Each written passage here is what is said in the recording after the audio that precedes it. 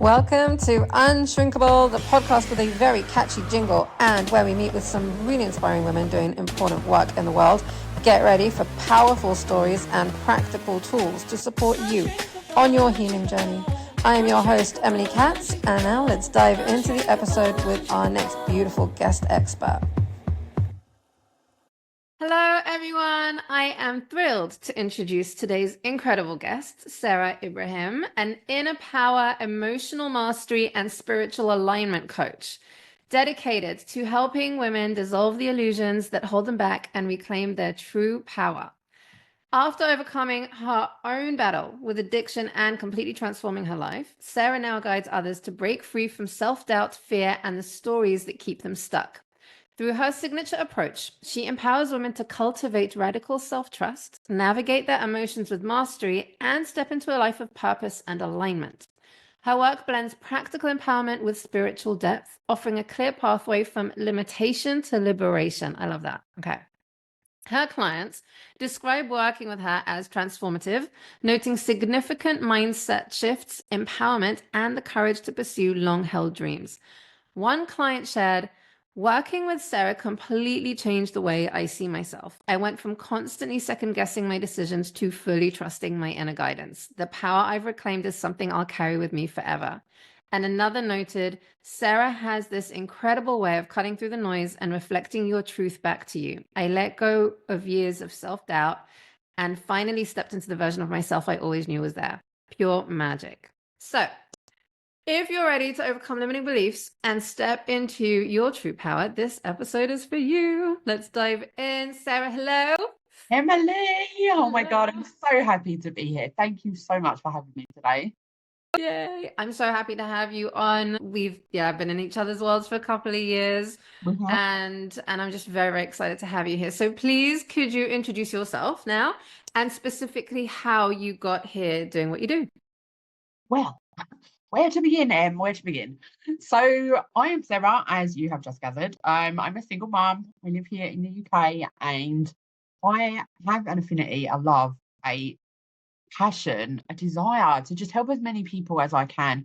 And that's across the board. This isn't just with my business. Like, I'm constantly that person that's looking for ways, how can I be of service? How can I make life a bit easier for someone else? Like, one of my leading values for myself, one of my standards is to let people leave an interaction with me feeling a bit better than when they came into it, right? Whether that be someone that's serving me in a shop or, one of my clients. And so this is something that I really hold myself accountable for, because I just think we make so much impact on the next person without even realizing that we do so. Like that little smile that you throw to an old lady at a bus stop, she might not have had human contact for the last 2 weeks. She might be a lonely old dear and you just don't know it. And that smile can give her that moment of connection again, right?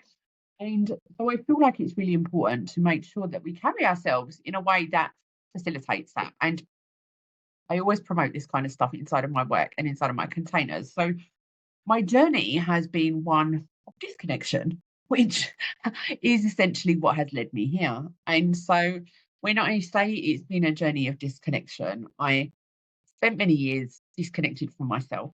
And that was through choice and also through the survival mechanism that was cocaine abuse.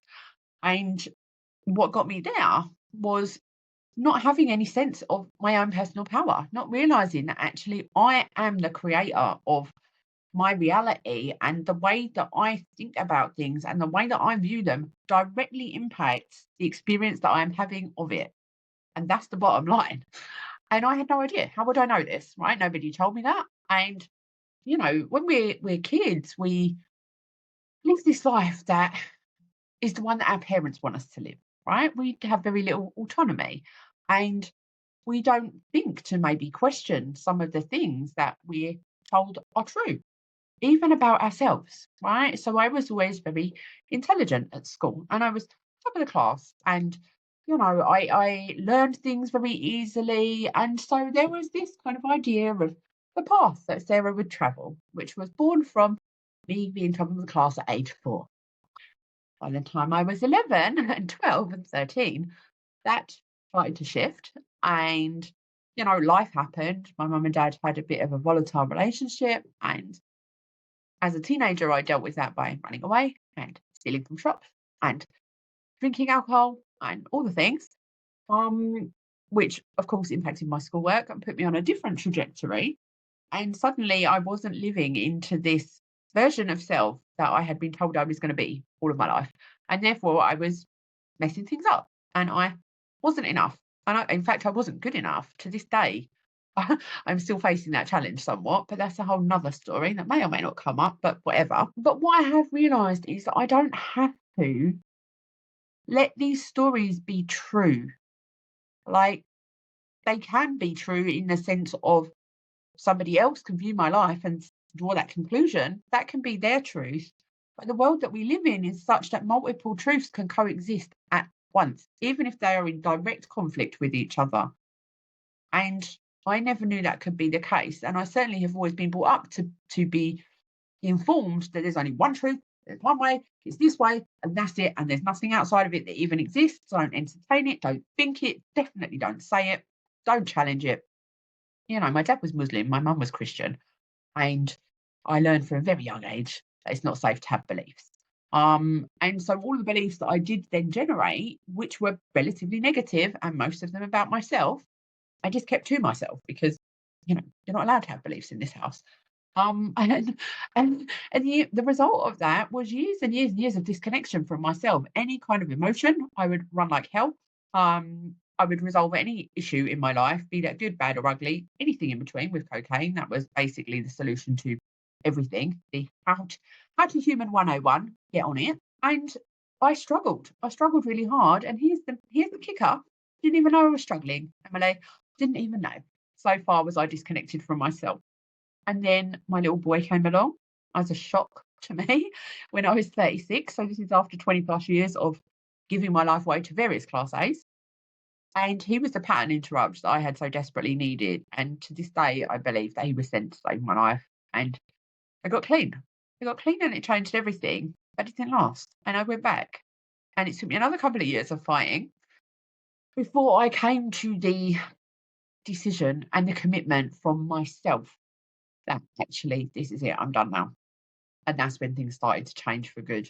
And I did uncovered various different spiritual modalities and understandings and teachings, which really helped me to plug back in to the fact that I am awesome and unique and whole and complete as I am. I am in competition with nobody. I don't have to prove anything to anyone.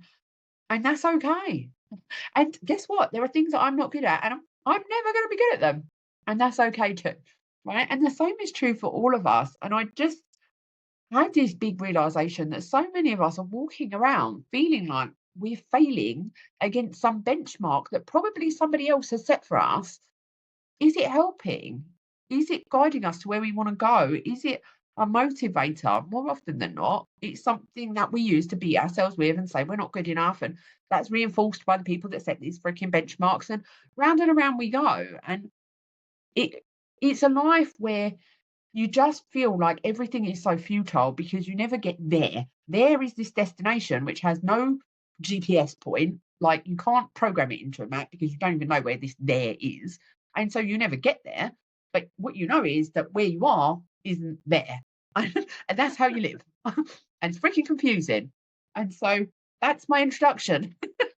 I love that. I love that. You know what? Thank you so much for your honesty and vulnerability and sharing. And I think it's so important um, that, you know, that you share your story and your journey because it is so helpful and insightful. And I think that so many people will be able to also see themselves in it, right? And I think that that's part of why we do what we do, right? Is because we see ourselves and we want other people to see themselves in us and in our story. So we share it. And then, but I think it's such an important piece. So thank you for sharing. And can you tell me a little bit then about let's dive in a bit to the spiritual connection piece, because as someone who grew up very disconnected and then also Christianity and Islam at home, you know, like that is how does this all then culminate in in you having quite a spiritual approach to life and things, and what kind of spirituality is that then, you know? Okay, that is a lot all thrown into one, Em. So Yes. I will try my best. Um, so my dad was a Muslim by birth, And he was Egyptian. And, when we used to go to Egypt, he would pray 5 times a day in front of his mother and father. And he would come back here to the UK and he would drink and he would smoke and he would gamble and he wouldn't even think about the mosque. So that was what I understood about religion from my dad. My mum, on the other hand, was very devout and remains so to this day. So she would try and take us to church. He would kick off. And there were some interesting scenes in the street, let's say. So that was fun when you're like 9 years old or 7 years old or whatever the heck I was. So I obviously had no choice at that time. If my mum told me I was going to church, I was going to church, right? And in all honesty, I used to love Sunday school. I joined the choir, all these things. But by the time I was 13 and I was drinking and I was smoking and I was rebelling against basically everything, I was no longer interested and I refused to go. But I never lost faith, Em. This is the thing, right? That faith is the one thing that I've always had throughout it all. And I think faith is a loaded word in a sense because people want to tie it to a particular set of beliefs that are outlined by a particular religious text or set of behaviors or whatever. But the person I am now is like, do you know what? I get to pick and choose. If I want to believe that, this Buddhist teaching is perfect and is how I want to live my life. And also I believe that Jesus is the Son of God and it's the only way into heaven. And also I want to believe that and borrow something else from another religion. Well, I can. Ain't no one going to tell me that it's got to make sense because why? Who said? Right?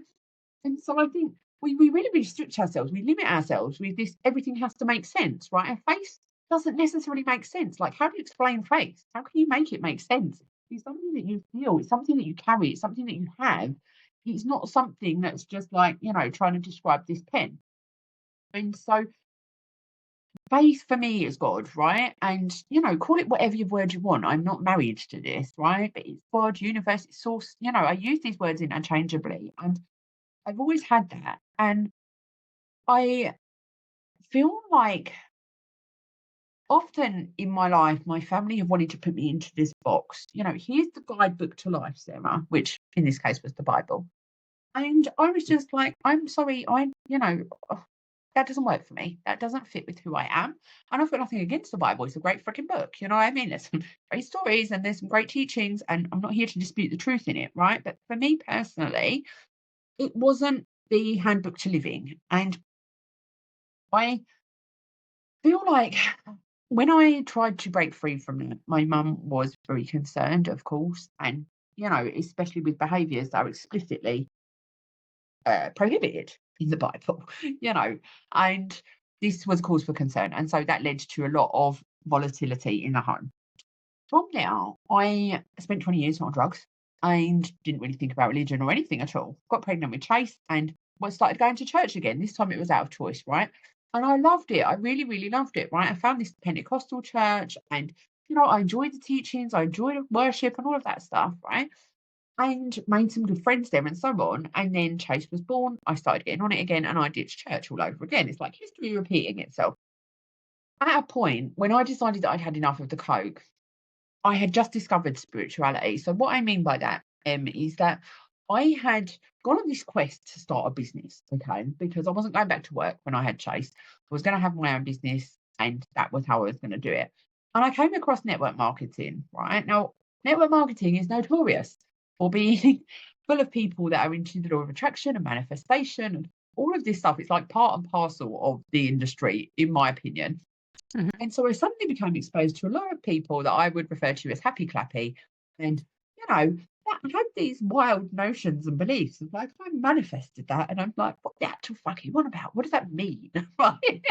But they were happy and they were really nice people and they seemed to have this thing going on. And I didn't really understand what it was. But I was just like, well, okay, and I let them get on with it, going away thinking, well, they're in cuckoo land.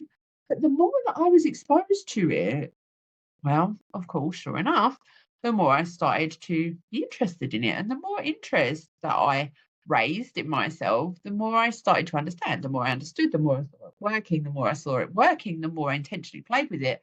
And here we are today, essentially, right? That's basically what happens, rinse and repeat. I discover something, I learn about it, I take it on board, I play with it, I make it my own, and then the next thing, and so on and so on. And so, how many rabbit holes have we been down together, Emily? Like about 5 bazillion, yeah?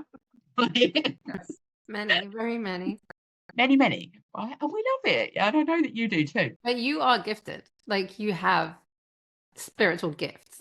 I do. And so I didn't know this at that time, right? So it was like, as I discovered spirituality, I started to have this quest for oneness, as I call it. And it was more about wanting to start to understand myself. And when I started to actually want to understand myself, it became very clear that the addiction needed to go. Because how was I going to get to know who the hell I really was if I was that off my face? Like, that just wasn't going to work. Now, it took me until about maybe a year ago to realize that actually my awakening and my recovery journey are actually one and the same thing, right? For the longest time, I thought they were two separate entities and they just happened to dovetail. No, they are in fact the same thing. And the more and more that time went by, the more modalities I discovered, the more I played with it, the more I opened myself up, I cleared my channel. I really worked on asking myself what's gone on for me. How have I arrived here? Why do I believe what I believe? Said who? Do I actually believe this? Or is it just something that I've never thought to question because it's what I've been told my entire life? And the layers just gradually started peeling back, and they still continue to peel back, and they will forevermore, is the truth, right?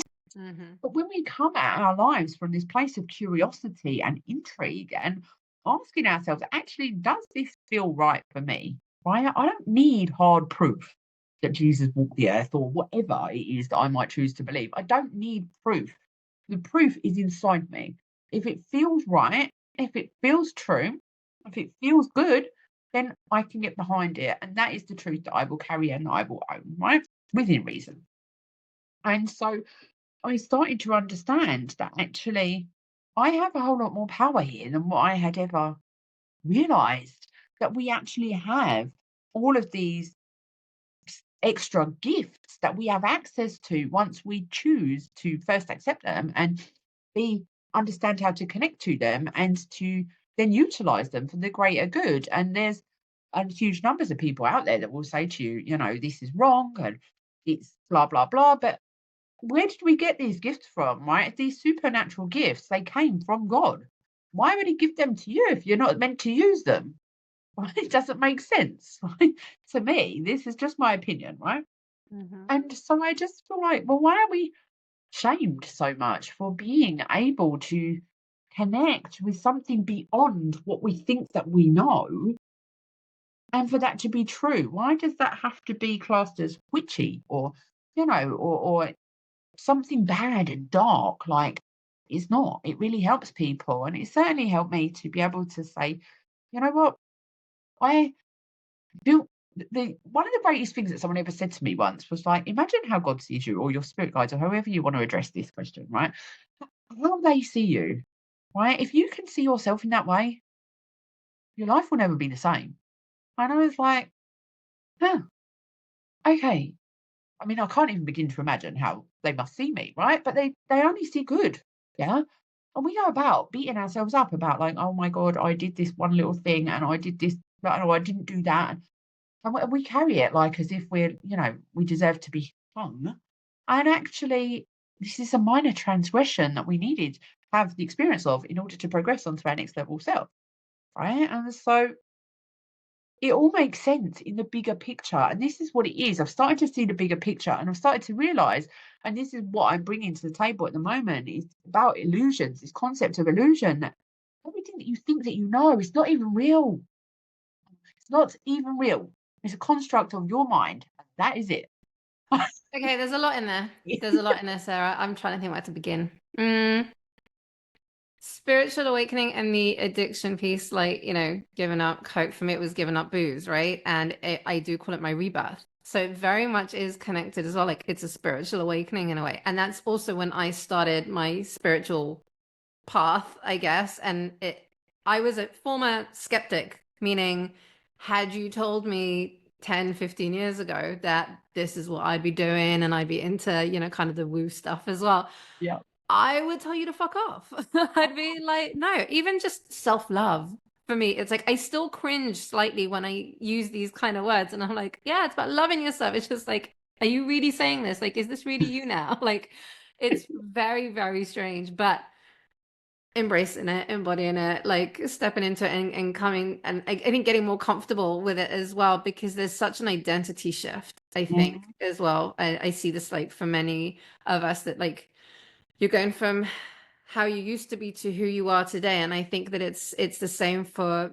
for our clients and people that we work with, is that where they are today and who they want to become, right? Yeah. So it's yes. I what else though about the spirituality stuff? There's so much in there, dude. The illusion piece, I think, is also just so powerful. But when it comes, I liked what you said about the how your spirit guides, or whatever you want to refer to it as, how they would see you. That's one I haven't heard before. And I think that the way I see it is that we are a spirit in a human experience, right? Like with a human body and human experience. And we kind of signed up for the human experience. So thus far, that is what I have heard and understood and feels kind of right to me, as trying to make sense of life and what is life and the meaning of life and why we're here and what do we do. And I do feel that we all have a purpose, and that we're all, having the human experience because we want to experience it. We chose to be here and experience all the things, the good, the bad, the ugly, right?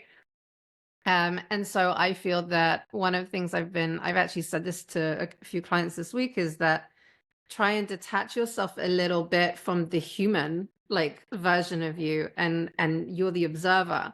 And then, because you're not your thoughts, you think your thoughts, you're not your feelings. We so quickly say, I'm depressed, I'm anxious, but you're not. You're experiencing anxiety.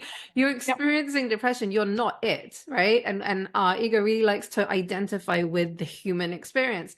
And actually, if we can distance ourselves from that a little bit, as like a spiritual kind of practice in a way, and it's something that I like to kind of do. I feel that there's this like duality, there's this like two thing going on. I'm very aware that there's me and the human experience, but then there's like a higher self, the conscious awareness piece of it.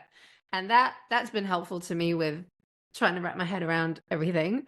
But I'm yeah, I love everything you're saying. Okay, hold on a second. So before we dive into like your actual work, I actually would love to talk a little bit about your gifts, because I know what they are. And I'd love for you to share a little bit about the kinds of things that you can do. Okay, so this is something that even to this day, I'm still maybe a little bit struggling to own. Mhm. Because much like I get yourself, I'm just like, if you would have told me this 2 years ago, you would have told me to fuck right off. There's just no way. Like, it's not even a thing. Especially given the life that I have, or the way that I've been brought up, right? So I Very hard. yeah. About 2.5 years ago, I started my spiritual business, which is called Woo Corner Spiritual Cafe, which is an online business, right? And what I was doing was oracle card readings, right? I was doing 3 card readings, and they were like £5 at the time, because I just didn't believe that I could really do it. But I obviously must have had some belief, because I was charging this £5. And the testimonials that were coming back were absolutely staggering. Like, things would come tripping out my mouth that I just was like, I don't know where that came from. And this is the spiritual connection piece, right? Is trusting that actually I am just like the conduit here. The cards are the conduit. The message is coming from spirit. It's not for me to go, oh, here's your message. It's like, excuse me, what is the message? And let it come through, right? And so I've kind of got very little to do with it, apart from being open to being the vessel that delivers it. And so that's where it started. And then I met a lady who I did a manifestation masterclass with, who said, I think you're psychic. And I was like, please go ahead and fuck all the way off, basically. And she said, I want you to do me a reading without cards. And I was like, so you just want me to make something up? Is that what we're saying here? Right? And she was like, honestly, I think the cards are holding you back. And at the time, I had been working with my mentor, which is an amazing, phenomenal chick called Marie Louise. And she is the one that helped bring me out of the spiritual closet, because I basically watched her do the exact thing that I was trying to do, which was own who the fuck I am. And she had this amazing transformation in just 3 really short months, and I was like, "You and me need to work together." And now she's a really, really good friend of mine. Anyhow, I digress, right? So I was working with her, and we were doing her signature program, which at that time was called Psychic Prosperity. And so I was learning to tap in and this and this. And then Sam came along and said to me, "I think you're psychic." And I was like, "Yeah, right." But it fit with what I was doing. And now she didn't know what I was doing. And so I was like, interesting. And I really do believe that, the right things present themselves at the right time when we're open to hearing it, when we need it, all the things. And so I said, "All right, I'll do you the reading in 1 week." And so I thought, right, okay, I'll go away and I'll practice. So I was just offering people these readings for free. What? And they were going to be psychic readings. And I was working hands free, literally no tools to rely on. And again, I was just like, oh my days, how is this even happening? Right. And whilst I won't necessarily sit here and say there's like always, always, always very specific things, and I definitely am not a medium at this time. So I'm not like connecting with specific spirits and messages coming through people's grandfathers and whatnot. Although this is something that I want to tap into and will do. Um, I was very surprised to discover that actually this chick was right in her suggestion. The cards were holding me back. I was getting much more um impactful and powerful messages through channeling, essentially. And I was mind blown. And so the next thing I started working as a psychic reader on a couple of lines on websites and stuff. And I was like, how have I even ended up freaking here? Like a few months ago, I would not have even associated myself with the word psychic. There's just no freaking way. And now I'm a psychic reader. Like, I'm like, what? And so, take what you will from the word, forget the word. It's more about being open to being the messenger, and allowing these messages to come through. And sometimes things will come through, and I'm just like, this makes no sense. Have I really got to say that? Like, I was doing a reading for a girl once, and she was asking me about this guy that she was interested in, and I was saying something. And as I was delivering the message, I kept hearing this word lemon, and I was like, "What has lemons got to do with anything, please?" Um, to this girl, I was like, "I'm being told lemon, lemon, lemon, lemon, lemon. Like, does that mean something to you?" And sometimes this is about trust, right? You've got to go out on a limb. Like, okay, sometimes it doesn't mean anything, and you're like, "Okay, next." Right? But more often than not, like 99% of the time, they're like, "Oh my God," and it's got some meaning to them, right? So it turns out that this guy used to call her his little lemon, right? Don't ask me why and how that was a term of endearment. I do not know to this day, but let's not worry about that. Um, and so for her, that validated the reading, right? And I was just like, wow, imagine if I hadn't trusted what I was hearing, right? She was still, Mm. getting what she wanted to get from the reading, but just things like that that they're giving you to be able to validate it and give it more credibility. It relies on you trusting yourself or trusting what you're getting and sharing that. And so it's been a journey. It continues to be. There's things that do come through, and I'm just like, am I really going to say that? No, but I remember every reading you ever did for me was spot on, like absolutely spot on. And I actually remember the exact thing that you're talking about. It was with someone at a different channel, Yeah, but I needed the validation. I think it was earlier, right? Where I was still very skeptical, and I was just like, I don't even know if I believe in this channeling kind of malarkey, right? Like, what is this? It's just BS. And I was just so curious. The curiosity, I think, yeah, is like my savior. It just curiosity always gets me to where I need to get and find the people that I need. But she literally said to me, Emily, I have no idea why, but I'm being told to say tennis and piano. And I was just like, are you serious? And she was like, yeah, tennis and piano. Does that mean anything? And I was like, those are my tennis coach and my piano teacher were the two men that first sexually like molested me. And I was like, there is no way she could have known that. Absolutely no way. It's not something that I ever like publicly talked about or anything. And she literally just said tennis and piano. And I was like, okay, I like you can't deny the randomest words. So anyway, it does 100% creep me very out. much relate to that. It's incredible, but I'm somewhat envious that you have these gifts. But I do believe that we can develop them and that we can, tap into these things and learn how to channel, etc. And I actually think that most of us manifest and most of us channel, and many of us are psychic. It's just we don't realize it or we don't know it and we haven't Yeah. developed it. Okay, so We could continue on and on and on about all of this stuff because I just find it so fascinating. But I do want to ask for a second, what does working with you then look like? Like, what kind of modalities, what kind of things do you use? What kind of approaches? Because it's not all just spiritual and stuff like that. There's a whole bunch of stuff. So No, what does working with you look like? so spirituality essentially underpins everything for Yeah. me, right? That's basically the foundation that everything else is built on. And I will openly say to people, if you do not believe in something, some intelligence out there that is orchestrating everything, then I absolutely cannot help you. 100%. I categorically cannot. I'm sorry, we're not a fit. But working with me looks like going on a journey, right? So it's essentially coming at it from a place of curiosity. Like, where are you? What are we doing? What do you want to do? What do you see inside yourself? What are you seeing but not doing? And how is it? What is it that you're believing that's keeping you stuck? Right. And we go on this journey to uncover and unpick all of that. What tools we use, what modalities we use will very much depend on the person to person approach. So what works for one of my regular clients, she is a massive fan of journaling, right? And she has some of the most amazing, incredible breakthroughs through journaling. And she just loves me to ask her questions, right?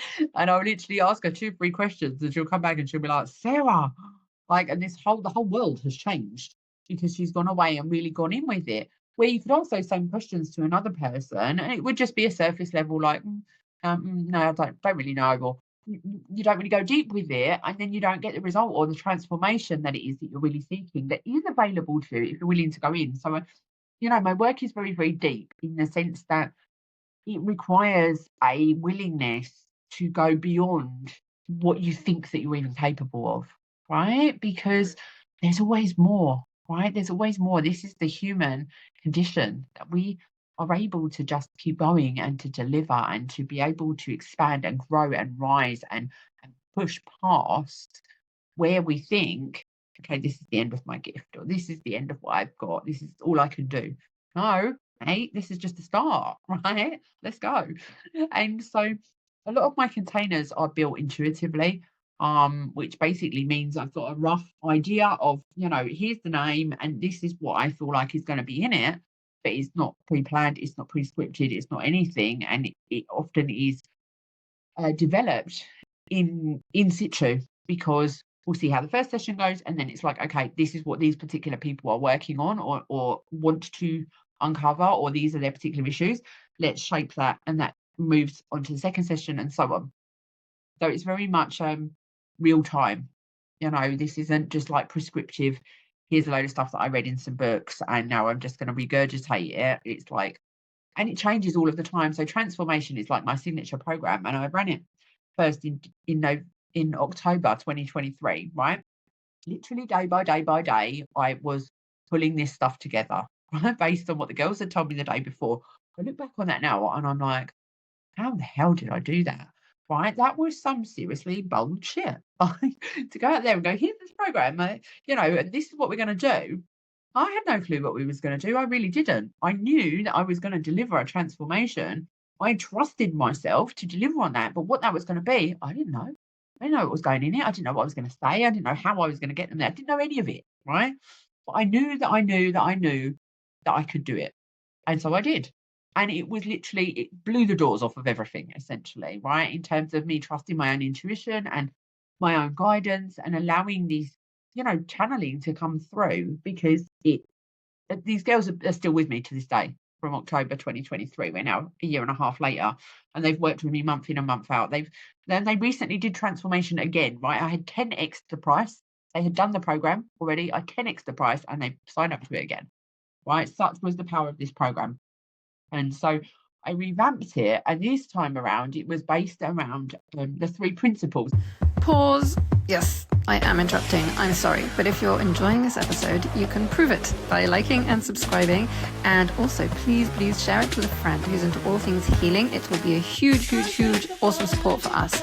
So yeah, go do that. Okay, cool. Back to the show. Thank you. Love you. I don't know if you ever come across the 3 principles, Emily, by it's the work of Michael Neal. And it's the 3 principles of mind, thought, and consciousness, and how these 3 components interlink and, really shape how we view and experience the world. And so I used that as the foundation for transformation this time, and then intuitively built the rest of it around it.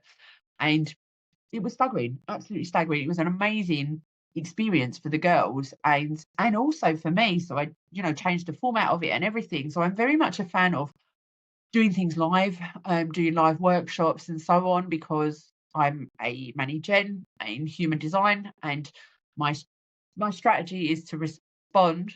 My strategy is to respond, and so I do very, very well with things being live and things being real, people being there with me, like their energy to bounce off of me and mine to bounce off of them, and so on. So my strategy in human design is to respond, and I do very well with the energetic exchange of people being there and sharing their thoughts, their emotions, their vibration with me, and then I can bounce off of that and really go deep with what it is that I'm teaching, right? So Mm. there's a lot of live stuff that I do.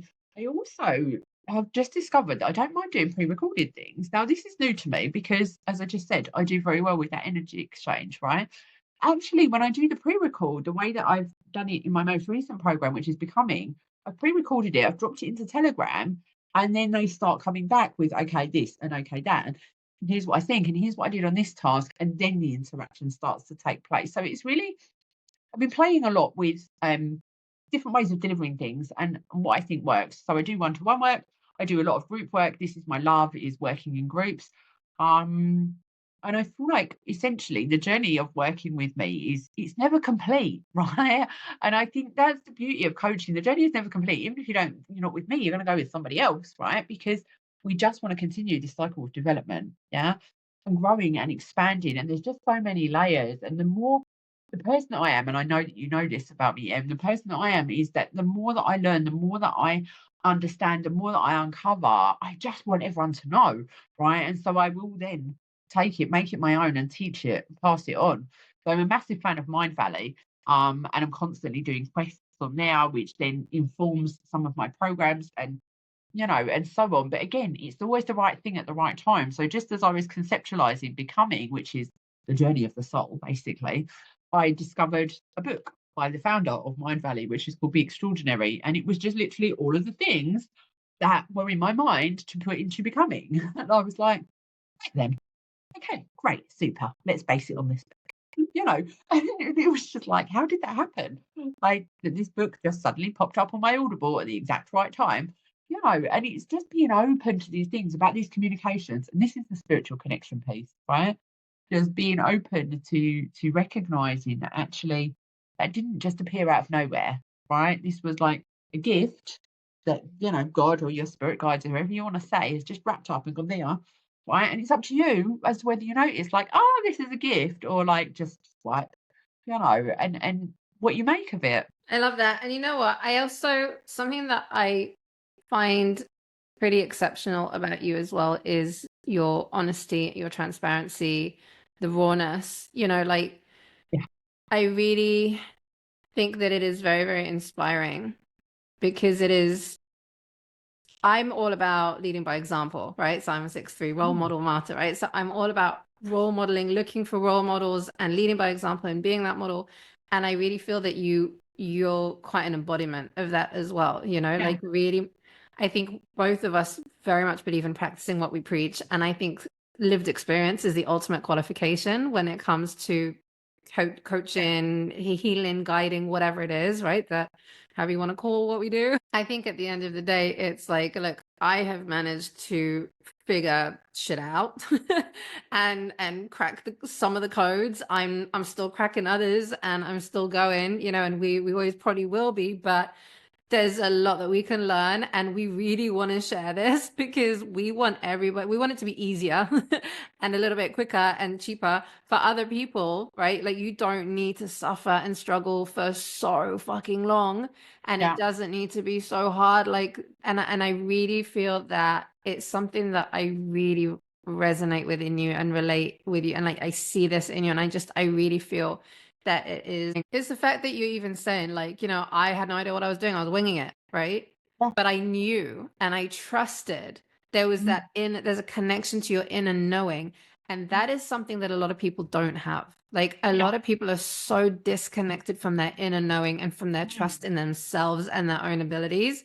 that I think that that will actually be probably quite an important point for for people to hear about is someone owning that and modeling that and saying like I trusted myself so implicitly and that is but like that took a lot of balls Yeah. to do that and I just I love that about you so Thank you. And I think, and I think it's important, Em, because, saying something like that, you could view it as like, well, actually, I'm just basically saying, well, I'm just putting something out there and I don't really know what it is. And, I'm a fraud, right? But it wasn't that. And it wasn't. It was simply that I knew what this thing was that was inside of me, but it didn't have words, it didn't have shape, it didn't have a form. But it was knowledge that I knew was going to be shared with the right people. And it didn't matter how I described this program, which was really hard because I didn't know what it was delivering. But I knew that the message, whatever it was that I shared, was going to land with the right people, and it did. And they're still with me 18 months later, right? And I think this is really, you're right. You've hit the nail on the head. This is a really, really important thing. Is about learning to just trust your freaking self and role modeling that. Like I never trusted myself. I never knew how to. I didn't know how to tap into this innate power that I had inside of me to always go the way that is going to be right for my growth and my evolution, even if outside reality doesn't necessarily line up with something that I would choose as good. Right?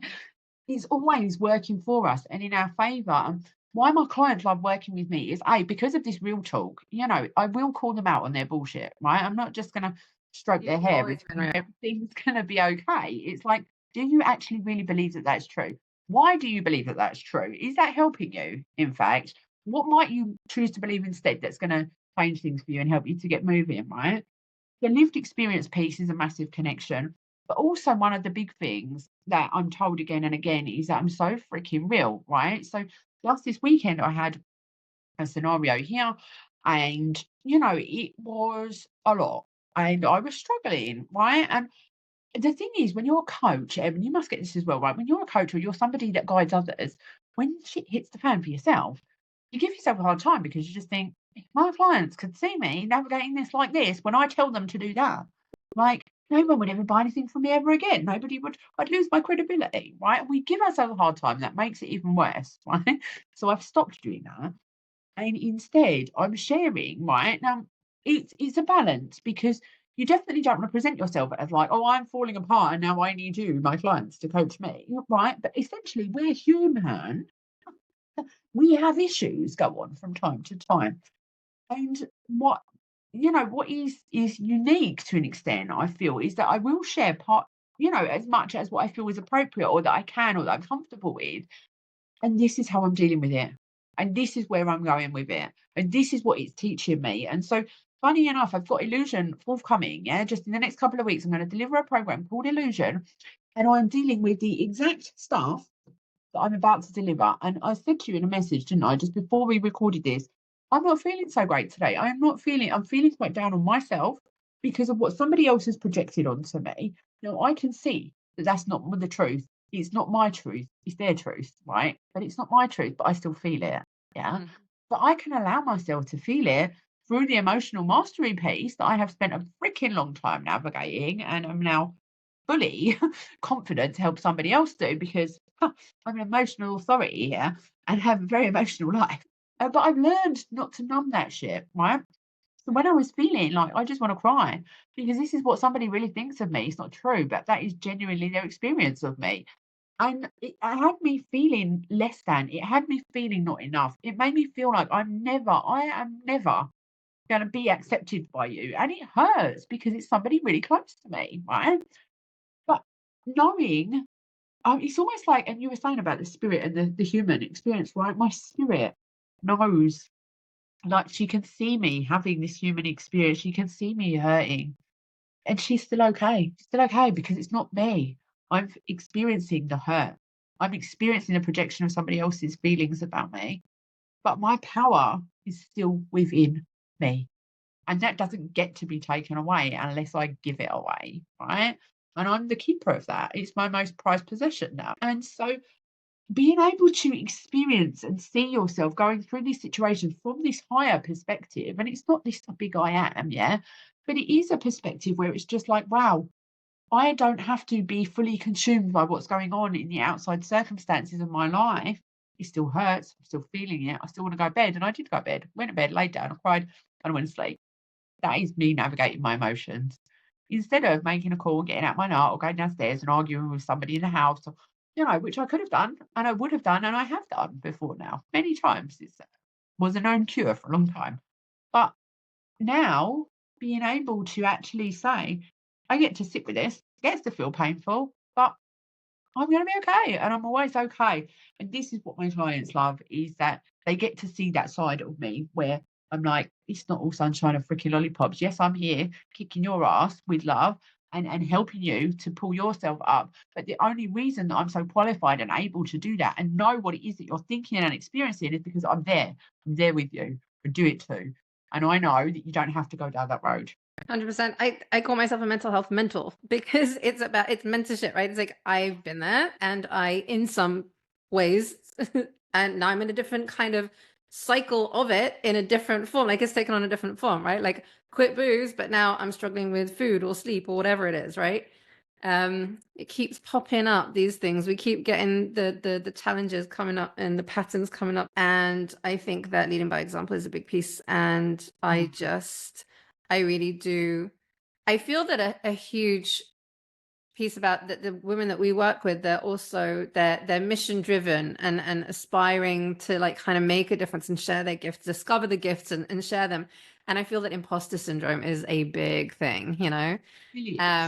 and so I feel the way that you share and your realness, I really feel that helps, that would help as well. Like I think it's an important piece. So thank you. And so actually what kind of clients do you have? Like who's your typical kind of client? So my clients tend to be women. In fact, that's who I actively seek out. So women, they tend to be somewhere between, I don't know, maybe 30 and 50, mothers in the main, right? And these are people who are spiritually connected, right? They've got some understanding of something deeper that exists, and maybe they've tried certain things, but haven't had the level of success that they might like. They've got these big dreams, these big dreams, and they know that they're meant for more, but for whatever reason, they're not living into it because of the story that they're telling themselves. Like, well, like, how can I do that? Because I need to stay in my job because I've got to do da da da da da, or I can't do this because my mum and dad told me yada yada yada, or whatever it is. Yeah, a certain set of circumstances, and we've all got these stories that we can validate and make true, and they are true by virtue of the fact that we believe them. But until we change that narrative, we don't break free. And so the women that I help, they have this desire to really live into this extraordinary life. Like they have something inside of them that unquestionably tells them there's more than this. There's more than this, but they don't know what that means. They don't know what that means. They don't know how to translate it into something. They've maybe said it in different ways, but potentially to the wrong person, who's then shut them down, and they go away thinking they're la la, or people will piss on their parade, because there's very select rooms that you can have these kind of conversations in, which is sad, right? Um, but it is the case, right? Because to the outside world, it's about playing it safe and be realistic. And I did a post the other day, like, fuck realistic. I don't want a realistic life. I want an extraordinary freaking life. Right? And so these are women who are wanting to really tap into what it is that's inside of themselves. Yeah. They've maybe lost sense of themselves somewhere along the way. Like, we become mothers and we become employees and we become da, da, da, da, da. And there's all of these labels that we're wearing, and it's like, who the fuck am I actually now? What do I actually want? I don't even know what I want anymore. And these are the kinds of people that I help, the ones that have this burning desire to do something great and to be something great, but just don't even know where to begin. I love that. I love that. Okay. So I usually ask my guests at the end to end with an exercise or practice or a top tip, something that we can kind of take away with us straight away. So what were you thinking of sharing? So it's literally a simple question that I ask regularly to my clients. Okay, so just think about a time, like a situation or an area of your life where you're feeling stuck. Basically, you're stuck or you're frustrated and not moving forward. Yeah. And behind that, ask yourself, okay, what is it that I am believing? What is it that I'm holding on to? The story about why this isn't working, because there's always something. Yeah. And then the trick here is to then go and ask yourself, okay, is this true? is this story true? Is this belief true that I've got around this situation? And what would happen if I let go of that belief? What would change if I simply accepted that it's not true? Well, how would that change things for you? And I always encourage people to come at this from a place of curiosity and reflection, right? Definitely don't judge yourself over this. But it's such a simple trick, essentially. It's just a really straightforward question like, what am I choosing to believe about this? And is it true? And if it's not, well, what would feel better to believe? What can I actually get behind and believe? And it's not about saying to yourself, well, I've only got £3 in the bank. I know I'm a millionaire. That would feel better to believe. And you're like, well, you don't actually believe that, do you? Because it's not true, right? But if you say to yourself, okay, I've got £3 in the bank, but rather than saying to myself, I'm poor and I'm a failure, you might say to yourself, I'm doing my best. I've got the ability to generate more money. I have a brain to think. I have a platform, Facebook or whatever, that I can get out there and sell some stuff. I have, et cetera, et cetera. Doesn't that feel better than the first version? And so it's just really about adapting the way that we're viewing things to change the experience that we're having of it, essentially. Because the overarching message here from it all is that we are the creator. We are the creators of our reality. By keeping an eye on those pesky thoughts of ours that sometimes present as truth. Like, the important thing to remember is thoughts are not facts necessarily. And we get to choose which ones we hang on to and which ones we ditch. I love that. I want to, like, something that was coming up as you're sharing that, because I think it's a very, very powerful exercise. I do feel that sometimes the beliefs are not necessarily, some are internalized and adopted and whatever, but some are like connected to our values. As in, like, this is something that I'm very, like, for example, one of my core values is integrity. And then one of my beliefs has a connection to like this piece of like being in integrity with things. And so then like shifting that, it feels very difficult to do. And so then I find myself saying, is there a way, not around this, but is there a way to kind of adjust the belief so that it still is in alignment with my values, but isn't holding me back? That can actually, I could find a way to work with it where it will serve me better, because the belief right now is holding me back, right?